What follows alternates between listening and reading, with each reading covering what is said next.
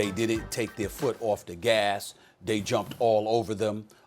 They didn't let up. And even though we can look to the greatness of LeBron James, the greatness of Anthony Davis, who's just turned Nurkic and Hassan Whiteside into meaningless bodies out on the basketball court.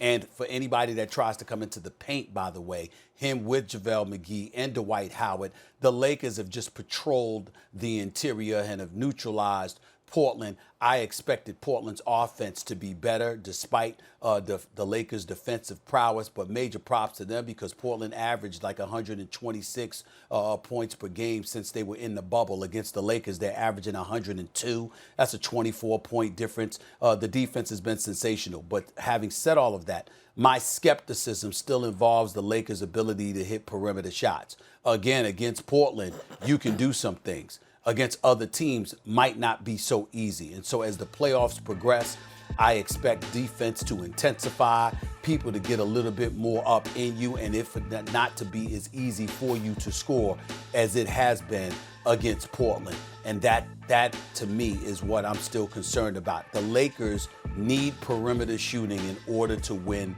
the championship.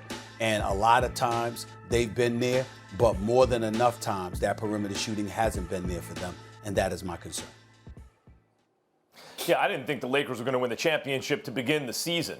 But you have to be confident about their chances now to at least be a good version of themselves. You know, the Clippers had the much tougher draw in the first round. I always thought with Dallas, we still don't know how that series ends up. But going into this series, I felt very confident that the Lakers would win and it would not go 7. And we'll see if it even goes 6 now. Maybe with a healthy Damian Lillard, Stephen A., I would say he wouldn't let him go out like that, losing 4 straight. He'd have some superhuman performance and maybe get it to a game 6.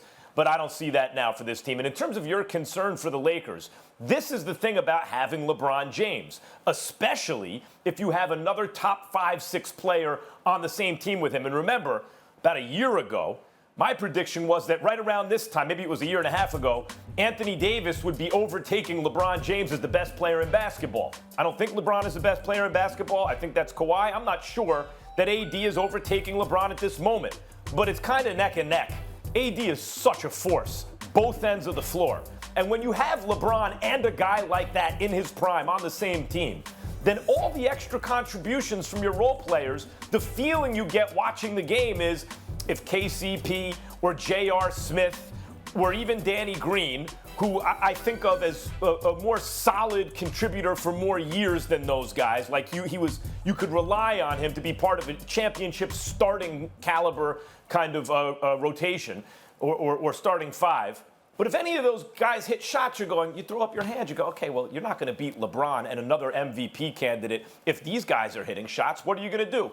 And usually, Stephen A., these things regress to the mean, meaning if a guy like Danny Green gets cold, he's going to come back to himself. Same thing with a guy like KCP. KCP is a career more or less 35% three-point shooter, shooting about 5 threes a game. Danny Green is a 40% three-point shooter in his career. J.R. Smith can hit the 3, as we know. So when you look at that, Kyle Kuzma's got to be the 3rd best scorer on the team? Sure, because he can do more things than just shoot. But the other guys, they just start hitting 3s as they normally do. And the Blazers and teams on that level who don't play defense will not be enough for the Lakers.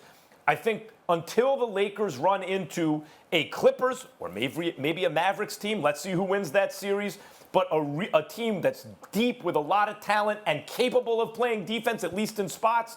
The Mavericks in the front court, the Clippers, period. I think they're going to be fine. And by the way, I just want to say, it was 8/24, right? That's Kobe Bryant Day. They don't play basketball in the summer normally, not the NBA. Will the Lakers ever have another chance to show what they can do, to honor Kobe in the way they did last night? And I have to say, as a Lakers fan, I was proud of the team for showing up like that on Kobe Bryant Day when they may never get another chance in a game that counts. And this game really counted. 2-2 or 3-1 is all the difference. So I think that needs to be mentioned. Well, it does need to be mentioned, and they deserve major props for stepping up and answering the call in that regard.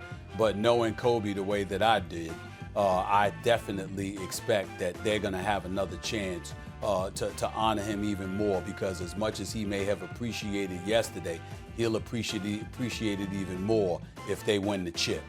No question about that, because that's what he was about. For sure, but Stephen A., I mean, it's 8:24. They're probably never gonna play another game on 8:24 again that counts. And this game counted, and it counted a lot. So it was a great tribute, I thought. Yeah, great tribute to him on his birthday. But I'm telling you, that championship would mean a lot more from heaven coming from him.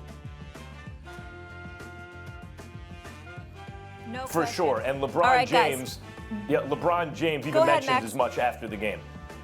No, LeBron James seemed to be very aware of it, seemed to be aware that the score was 24-8 Lakers at a certain point. It seemed meaningful to him because in a kind of larger emotional way, the torch got passed from Kobe to LeBron. And you could argue guys like Duncan and Shaq, of course, but in terms of the wingman that everyone identifies with, that's the face of the NBA, that's the best player, that the guy you want with the ball in his hands at the end of the game, it went from Michael Jordan to Kobe Bryant to LeBron James, and LeBron seems to be very aware of that, particularly now playing for the Lakers. Thanks for watching ESPN on YouTube. For live streaming sports and premium content, subscribe to ESPN+.